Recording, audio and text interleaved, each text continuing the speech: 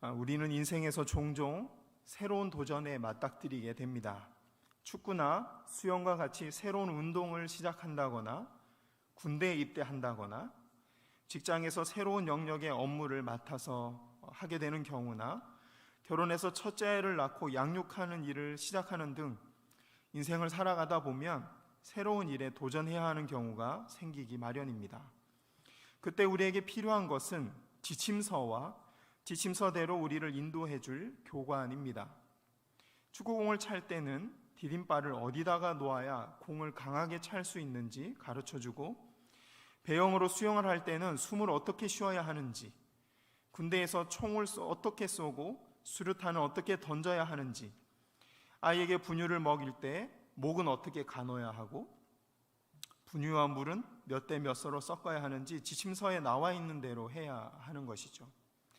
또 총을 쏘는 일처럼 어렵고 위험한 도전은 지침서만으로는 안 되고 반드시 지도해줄 이 교관까지 필요로 합니다. 그렇지 않으면 목숨을 잃을 수도 있기 때문입니다. 오늘 본문에 등장하는 이스라엘 백성들도 지난 40년 동안의 광야 생활을 끝내고 드디어 가나안 정복이라는 새로운 도전의 시기를 맞이하고 있었습니다.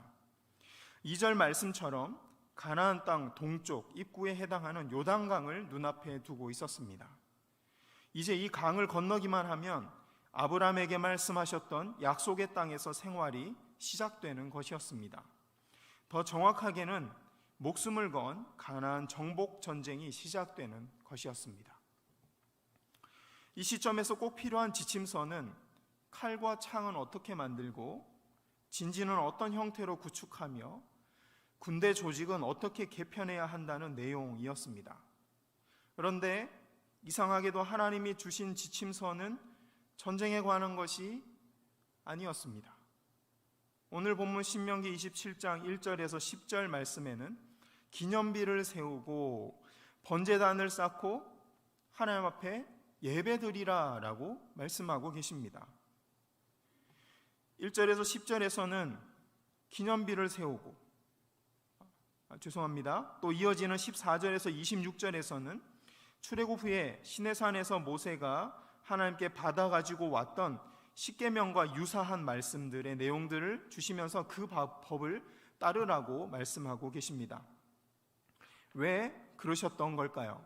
설마 하나님이 이스라엘 백성들의 필요와 처지를 모르고 너무 거룩하고 이상적인 목표만 주신 것은 아닐까요?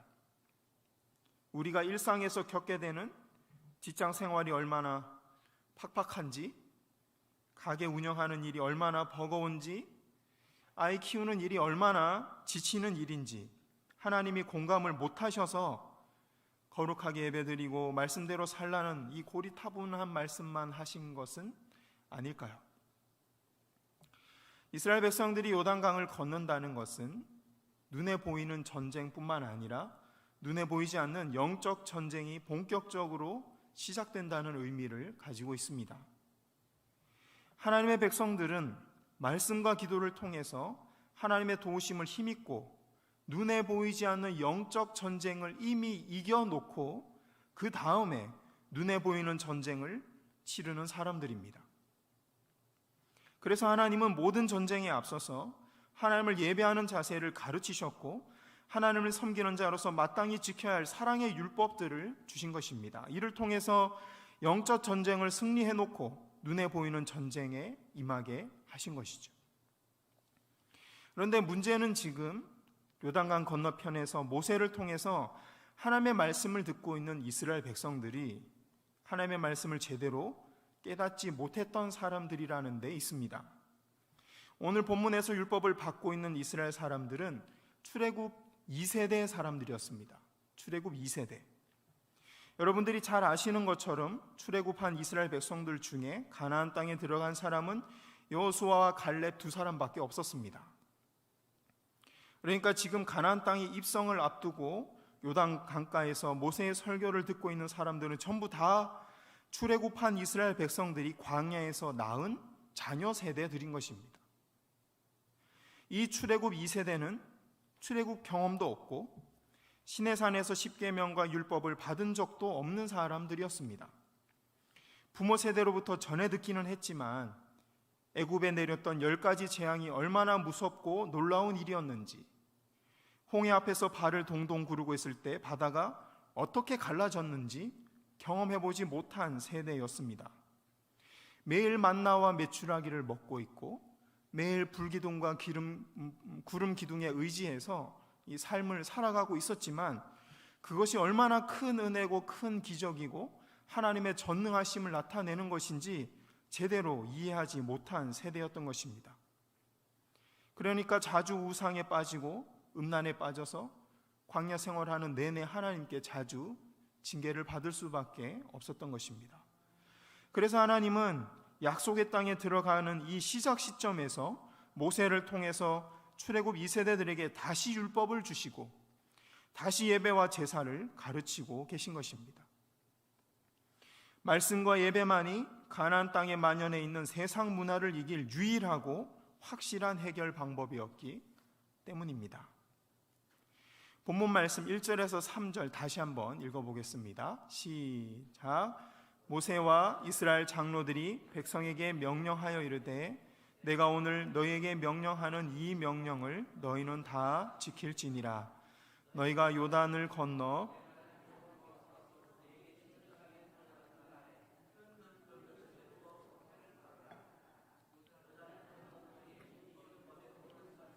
그 위에 기록하라. 그리하면 내 하나님 여호와께서 내게 주시는 땅, 곧 젖과 꿀이 흐르는 땅에 내가 들어가기를 내 조상들의 하나님 여호와께서 내게 말씀하신 대로 하리라. 아멘.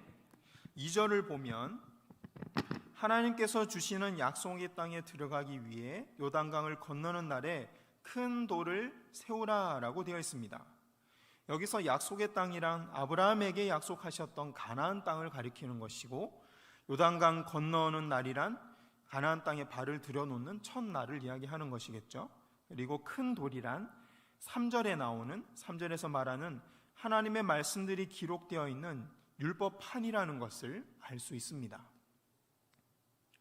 고대 메소포타미아 사람들은 바위와 돌을 신성하게 여겼습니다. 그래서 큰 돌을 숭배하기도 했습니다. 왜냐하면 그들은 이 신들이 가지고 있는 영원성을 돌이 가지고 있다고 생각했기 때문입니다. 쉽게 변하기 쉬운 인간과 달리 오랜 세월과 비바람에도 잘 변하지 않는 돌의 특징이 바로 신의 불변성을 상징한다고 믿었던 것입니다. 그래서 신을 돌이나 커다란 바위로 표현하곤 했습니다. 또 신전을 세우거나 신이 나타났던 장소에 큰 돌을 세워서 기념했습니다. 그 외에도 기념할 만한 사건 또는 국가 간의 조약을 맺을 때 불변하는 큰 돌을 세워서 이 언약이 불변하다는 것을 상징적으로 보여주고 기억하도록 했습니다. 이런 모습은 이스라엘 백성들의 신앙생활에서도 찾아볼 수 있습니다. 하나님이 임재하셨던 장소를 표시하거나 하나님의 도움으로 위기를 극복했던 사건을 기념하기 위해서 이스라엘 백성들도 종종 돌을 세우는 모습을 우리가 성경에서 확인할 수 있기 때문입니다. 그래서 하나님을 믿지 않는 역사학자들은 이방인들이 섬기던 우상과 이스라엘 백성들이 섬겼던 하나님이 같은 신이며 별반 다를 바가 없는 존재라고 주장하곤 합니다. 신을 섬기는 방식이 비슷하니까 같은 신을 섬겼다는 증거라고 주장하는 것이죠. 그러나 하나님이 이스라엘 백성들에게 돌을 세우라고 명령하신 것은 하나님이 한낱 우상에 불과하기 때문이 아닙니다. 주변 나라들의 문화와 이스라엘 백성들의 문화를 살펴보시고 그들이 이해할 수 있는 방법으로 하나님이 자기 자신을 기념하고 섬기도록 배려하신 것이죠. 성경을 보면 하나님은 언제든지 그 시대 사람들이 알아듣고 이해할 수 있는 방식으로 자기 자신을, 하나님 자신을 점점 더 자세하고 분명하게 계시하고 나타내신다는 것을 우리가 확인할 수 있습니다.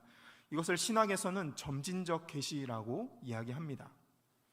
이스라엘 백성들의 눈높이에 맞춰서 하나님의 마음과 뜻을 가르쳐 주신 것입니다. 이런 눈으로 성경을 찬찬히 읽어보면 하나님께서 시대별로 얼마나 섬세하게 자신을 계시하셨는지 확인할 수 있습니다. 이런 눈높이 교육은 오늘 본문 신명기 27장 뒤에 이어지는 28장 내용에도 나타나 있습니다. 28장의 내용은 소위 행위 화복의 말씀이라고 불리는 내용입니다. 하나님의 말씀을 잘 들으면 전쟁에서 승리하게 하시고 땅이 많아지고 땅에서 소출이 많아지고 가축은 새끼를 많이 낳고 부와 명예도 얻게 될 것이다 라는 내용입니다. 아멘 소리가 점점 커지고 있습니다. 반대로 하나님의 말씀을 안 들으면 토지 소출이 줄고 가축이 새끼를 못 낳고, 왜 아멘 안 하시죠? 몸은 전염병으로 고생하게 될 것이며 여러 재앙이 너를 덮칠 것이다 라고 말씀하십니다. 쉽게 말해서 하나님의 말씀을 잘 들으면 사탕을 주고 말을 안 들으면 회초리로 때리겠다라는 말씀입니다. 얼핏 봐도 이것은 어린아이를 다루는 방법이라는 것을 우리가 알 수 있습니다. 하나님의 이런 말씀은 고대 사람들의 종교 생활과 관련이 있습니다. 고대 사람들은 취미로 종교 생활을 하지 않았습니다. 먹고 살기 위해서 목숨을 걸고 오늘날 우리보다 더욱 진지하게 종교 생활을 했습니다. 고대 사람들은 재앙을 내리는 신을 잘 섬겨서 어려움을 피하려고 했습니다. 또 하늘의 신을 잘 섬겨서 비가 풍족히 내리도록 하고 땅의 신을 잘 섬겨서 곡식과 열매를 많이 맺으려고 했습니다. 마찬가지로 전쟁의 신을 잘 섬겨서 작은 나라들 사이에 빈번하게 일어나는 전쟁 속에서 살아남기를 바랬습니다. 즉 고대 사람들이 가장 필요로 하는 것은 전쟁으로부터 살아남는 것과 먹을 것을 구하는 일이었습니다. 그래서 하나님은 그 시대를 살아가고 있는 이스라엘 백성들을 어린아이 다루듯 하시면서 행위 화복의 말씀을 주셨던 것입니다. 물론 이스라엘 백성들의 신앙이 어린아이처럼 미성숙했기 때문이기도 합니다. 하나님을 향한 이스라엘 백성들의 믿음은 이 아기를 돌보던 엄마가 잠시 분유타기 위해서 아이 눈에서 사라지면 아이가 우는 것처럼 믿음이 없어서, 엄마를 향한 믿음이 없어서 우는 아이처럼 이스라엘 백성들이 잠깐만 어려움이 닥치고 하나님이 눈에 안 보이면 울고 떼쓰는 이 어린아이 수준의 신앙생활을 하고 있었다는 반증입니다. 이스라엘 백성들은 출애굽할 때 10가지 재앙의 기적을 체험했지만 당장 눈앞에 홍해가 주어지고 마라의 쓴물이 주어지고 먹을 음식이 떨어지자 하나님을 신뢰하지 못하고 울고 떼썼습니다. 이처럼 이스라엘 백성들이 어린아이 신앙에 머물러 있었기 때문에 하나님은 그 수준에 맞는 내용으로 언약을 맺어 주신 것입니다. 하지만 시간이 흘러 시대가 발전을 거듭하고 학문이 발달하면서 하나님은 자신에 대해서 더 자세하고 섬세하게 계시하셨습니다. 좀 더 고차원적인 말씀으로 하나님의 존재를 더 분명하게 드러내셨습니다. 하나님의 사랑을 더 분명하게 우리에게 가르치신 것이죠. 그래서 신약의 바울 서신에 가서는 하나님에 대한 신학이 생기게 됩니다. 신학. 또 고난 중에서도 믿음을 잃지 않고 당장 눈에 보이는 열매가 없어도 인내하며 더욱 예수 그리스도의 사랑을 실천하라는 고차원적인 말씀들을 통해 하나님의 성품과 우리 그리스도인들을 향한 계획을 가르치셨습니다. 하나님은 이제 우리 그리스도인들이 장성한 분량에 이르기를 바라고 계신 것입니다. 사탕만 주면 따라가고 회초리 들면 울고 떼쓰는 이 행위 화복의 원리를 따르는 어린아이 수준의 신앙을 뛰어넘기를 바라고 계신 것입니다. 사탕을 안 주셔도 여전히 하나님을 사랑하고 애매한 고난을 주셔도 하나님을 향한 신뢰가 흔들리지 않는 그런 신앙생활을 하기를 원하고 계신 것이죠. 또 그런 신앙생활을 통해서 주변 사람들이 저런 게 그리스도인이구나, 나도 예수님을 믿으면 소망이 생기고 미래가 있는 인생이 되겠구나, 나도 한번 믿어봐야 되겠다라는 고백을 하게 만드는 그런 어른스러운 신앙생활을 하기 원하고 계신 것입니다. 그런데 여러분들이 잘 아시다시피 이런 장성한 분량에 이르기 위해서는 말씀에 창념하고 사도 바울의 말대로 늘 말씀에 붙어 있고 예배에 성공하는 수밖에 없습니다. 하나님을 사랑하는 방법밖에 없는 것입니다. 그래서 하나님은 오늘 본문 2절에서 큰 돌을 골라서 눈에 잘 띄도록 하얀 석회를 바르고 3절에서 그 위에 내가 너에게 전한 모든 율법을 적어라, 기록해라. 그리고 다가오는 모든 세대와 너희 세대들이 그것을 보고 지키도록 하라라고 명령하고 계신 것입니다. 이어지는 5절에서는 제단을 쌓게 하셨고 6절과 7절에서는 각각 번제와 화목제를 통해 하나님을 예배하도록 하고 계십니다. 4절에서 6절까지 말씀, 7절까지 말씀 함께 읽어보겠습니다. 시작. 너희가 요단을 건너거든 내가 오늘 너희에게 명령하는 이 돌들을 에발산에 세우고 그 위에 석회를 바를 것이며 또 거기서 내 하나님 여호와를 위하여 제단 곧 돌단을 쌓되 그것에 쇠 연장을 대지 말지니라. 너는 다듬지 않은 돌로 내 하나님 여호와의 제단을 쌓고 그 위에 내 하나님 여호와께 번제를 드릴 것이며 또 화목제를 드리고 거기에서 먹으며 내 하나님 여호와 앞에서 즐거워하라. 아멘. 4절에서 율법을 기록한 큰 돌을 세우라고 하신 그 산이 어디라고 나와 있죠? 에발산. 또 뒤에 나와 있는 28장 말씀에 보면 에발산과 그리심산에 세우라고 되어 있죠. 그런데 이 에발산과 그리심산은 동서남북 좌우 살폈을 때 이스라엘 백성들이 정복해야 될 이스라엘 땅덩어리 한가운데 있는 산이었습니다. 한가운데. 무슨 뜻이겠습니까? 그 한가운데 있는 산에 하나님의 말씀, 율법을 세우라는 말씀이 무슨 뜻이겠습니까? 너희 삶 중심에, 너희 신앙생활 중심에 하나님의 말씀을 둬야 된다는 겁니다. 이 나라를 통치하고 네 인생을 통치하는 데 있어서 말씀을 그 중심에 둬야 된다고, 반드시 기억해야 된다고 하나님이 말씀하고 계신 겁니다. 한편 5절과 6절에서 하나님 앞에 예배드리는 제단을 쌓을 때 다듬지 않는 돌을 사용하라 라고 말씀하고 계십니다. 이것은 여러 가지 의미가 있는데 겸손해야 한다라는 뜻입니다. 여러 가지 의미 중에서 이 의미가 가장 중요하다고 생각합니다. 인간이 돌을 다듬는 기술과 벽돌을 만드는 기술을 발견하고 나서 가장 먼저 저질렀던 죄, 사건이 무엇인지 기억하십니까? 네, 우리 장로님. 바벨론 사건입니다. 바벨론 사건이 무슨 의미입니까? 탑을 높이 쌓아서 내가 신이 있는 곳까지 한번 올라가 보리라. 그 다음에는 무슨 생각일까요? 내가 세상을 다스려 보리라. 내가 신이 되어서 내가 세상을 다스려 보리라. 그게 바로 바벨탑이 가지고 있는 의미입니다. 하나님의 권위에 도전하는 겁니다. 그래서 하나님은 오늘 본문 5절과 6절에서 다듬지 않은 돌로 제단을 쌓으라 라고 말씀하십니다. 다듬지 않은 울퉁불퉁한 돌로는 바벨탑과 같은 높고 견고한 탑을 쌓을 수 없기 때문입니다.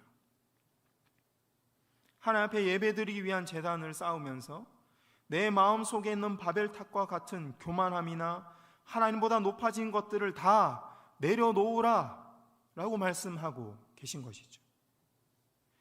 이제 제단을 다 쌓은 후에는 6절에서 번제를 드리라 라고 말씀하십니다. 제물의 모든 것을 다 불태워서 하나님께 올려드리는 것이 번제입니다.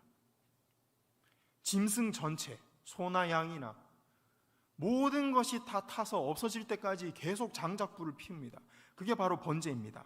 온전한 헌신과 섬김, 하나님께 모든 것을 다 올려드리겠습니다. 그게 번제입니다. 또 7절에서는 화목제를 드리라 라고 말씀하십니다. 보통의 제사는 제물의 일정 부분만 불태워 드리고 나머지 부분들은 제사장이 갖습니다. 그걸로 생활을 하는 거죠. 그리고 제사를 지내고 난 제물, 고기나 곡식들은 거룩한 성물이 되기 때문에 일반인들이 먹을 수가 없습니다. 율법에 따르면 거룩한 구별된 제사장들만 먹을 수 있는 음식이었습니다. 근데 화목제는 특이하게도 제사를 드리고 나면 이 제물, 거의 대부분을 예배 드린 사람, 제물을 드린 사람이 돌려받게 됩니다. 그걸 가지고 동네에 가거나 주변에 있는 사람들과 함께 나눠 먹는 식사 교제를 하게 되는 것이죠. 한마디로 잔치를 하는 겁니다. 하루 한 끼 두 끼 먹고 살던 고대 사람들에게 있어서 화목제는 정말 기쁘고 좋은 날인 거죠. 아, 하나님이 우리를 돌보고 계시구나, 우리를 먹여주시는구나, 하나님 참 감사하다. 그 공동체 전체가 하나님께 감사하게 만드는 제사가 벌어지는 겁니다. 이 화목제 제사를 통해서 하나님과의 교제를 회복한 후에 함께 신앙생활하는 성도들과의 교제까지 회복해 나가는 것이 바로 화목제였던 것입니다. 하나님과의 수직적인 관계뿐만 아니라 성도들 사이의 수평적인 관계를 회복하는 것, 이게 바로 화목제가 가진 의미였습니다. 그래서 7절에 하나님이 끝에 보면 먹으면서 즐거워해라 라고 말씀하신 것이죠. 이어지는 8절과 10절에서는 율법의 모든 말씀을 기록하고 잘 지키라는 명령으로 이 단락이 끝나고 있습니다. 8절에서 10절까지 읽어봅니다. 시작. 너는 이 율법의 모든 말씀을 그 돌들 위에 분명하고 정확하게 기록할지니라. 모세와 레위 제사장들이 온 이스라엘에게 말하여 이르되 이스라엘아 잠잠하여 들으라.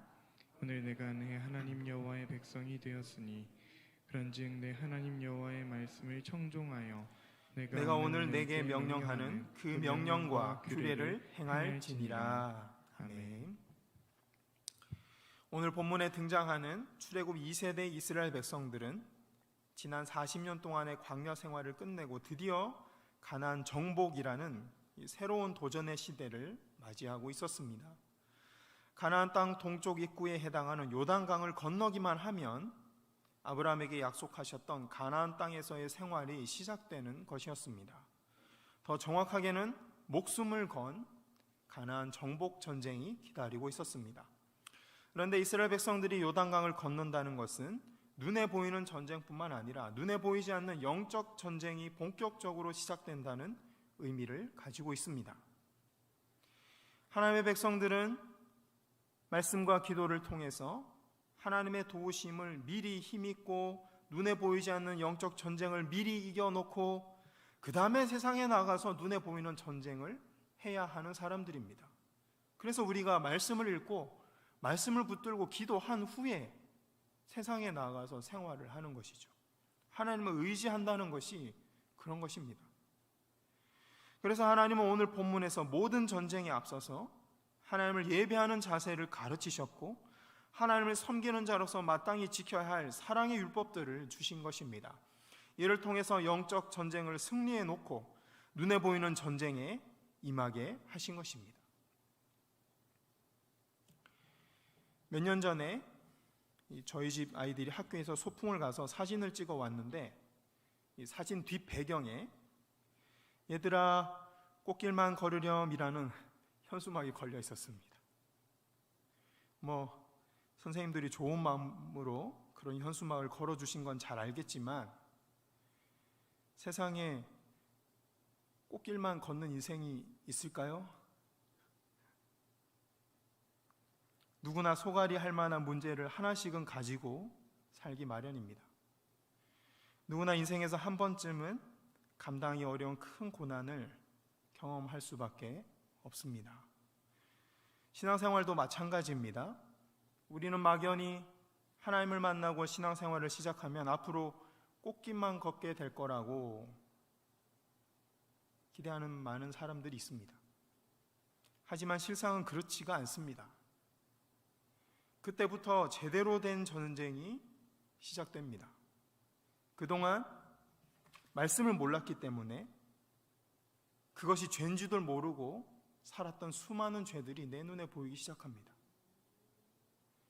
아무도 지적하진 않지만 말씀을 읽고 예배를 드리고 기도를 하면 할수록 내가 무슨 죄를 저지르고 있는지, 내가 얼마나 이 죄악된 구렁텅이에 발을 디디고 있는지 스스로 알게 됩니다. 하나 둘씩 눈에 보이기 시작하는 것이죠. 영 안이 떠지기 시작하면서 하나님을 제대로 신앙생활을 하나님을 제대로 만나고 신앙생활을 제대로 시작하는 그때부터 이 영혼에 깊이 뿌리 박혀 있는 쓴뿌리들을 끊어내는 고통 속에 시달려야 하는 것이죠. 말씀에 벗어나는 모든 삶을 정리해야 하며 나를 하나님으로부터 멀어지게 만드는 인간관계까지 차차 정리해야만 합니다. 하나님을 믿고 신앙생활을 시작하게 되는 순간부터 진짜 영적 전쟁, 가나안 전쟁이 시작되는 것입니다. 끊임없는 자신과의 싸움이 시작되는 것입니다. 이것은 하루아침에 해결될 문제가 아닙니다. 죽어서야 완성되는 전쟁입니다. 따지고 보면 구약 성경 전체 내용이 바로 그런 지루한 영적 전쟁에 관한 내용들입니다. 이스라엘 백성들이 가나안 땅의 우상 숭배 문화와의 그런 영적 전쟁에서 승리하느냐 패배하느냐, 그에 따라서 눈에 보이는 약속의 땅을 정복하느냐 정복당하느냐에 관한 이야기가 계속 엎치락 뒤치락 반복되고 있는 내용, 그게 바로 구약 성경 말씀입니다. 성경 내용 중에 절반이 넘는 구약의 내용이 이런 내용들로 채워져 있다는 것이 무엇을 의미하겠습니까? 이것이 바로 우리가 감당해야 할 실제적인 신앙생활이라는 것입니다. 히브리서를 보면 예수님조차도 이런 고난을 통해서 하나님이 받으실 만한 온전한 삶을 이루었다라고 말씀하고 있습니다. 5장, 11장 히브리서 계속해서 말씀하고 있습니다. 하물며 우리 인생들이 꽃길만 걷길 바란다는 것은 무리가 아니겠습니까? 그러므로 자녀 세대를 위해서 우리가 해야 할 일은 그들에게 꽃길만 달라고 기도하는 게 아닙니다. 하나님 제발 우리 아들, 딸에게 꽃길만 주세요. 말이 안 되는 기도입니다. 그들의 마음판에 하나님의 말씀을 새겨 주시옵소서. 고난과 역경을 대하는 부모의 신앙생활을 통해서 하나님이 어떻게 일하시는지 보여주시옵소서. 자녀들에게 가나안 땅을 정복해 나가는 이 과정이 가시밭길이며 사람의 힘으로는 불가능한 일이라는 것을 먼저 우리가 가르쳐야 하는 것입니다. 그 가시밭길을 통과하고 약속의 땅을 정복하는 방법은 오직 말씀과 예배밖에 없다는 것을 가르쳐야 하는 것입니다. 이스라엘 백성들이 약속의 땅 정중앙에 있는 에발산과 그리심산에 율법을 기록한 돌을 세웠던 것처럼 우리 자녀 세대의 마음 중심에 하나님의 말씀과 예배의 정신을 새겨야 하는 것입니다. 그래서 하나님은 오늘 본문 신명기 27장 1절 시작하는 이 말씀에서 가나안 땅 정복 전쟁을 앞두고 하나님의 명령을 다 지킬지니라, 이 말씀부터 시작하고 계신 것입니다. 전쟁하는 방법, 무기를 만드는 방법을 가르치기 전에 하나님을 예배하는 방법부터 가르쳐 주신 것입니다. 어떻게 인류 대학에 들어갈 것인가, 어떻게 인류 기업에 들어갈 것인가, 어떻게 미래를 내다보고 번창하는 사업을 할 것인가, 그게 가나안 땅을 정복하는 방법이 아닌 것입니다. 하나님은 눈에 보이는 전쟁에서 승리하기 위해서는 눈에 보이지 않는 영적 전쟁에서 먼저 승리해야 한다는 것을 말씀하고 계신 것입니다. 꽃길만 걸을 수 없는 우리 인생길에서 하나님이 각자에게 주신 약속의 땅을 정복하고 승리하기 위한 가장 기본적이지만 가장 효과적인 방법이 바로 말씀과 예배라고 가르치고 계신 것입니다. 그리스도인으로서 가져야 할 이 기본 자세와 정신을 잘 훈련하고 잘 전수해서 대를 이어가며 믿음의 열매를 풍성하게 맺는 우리 가정과 교회와 나라가 되기를 소망합니다.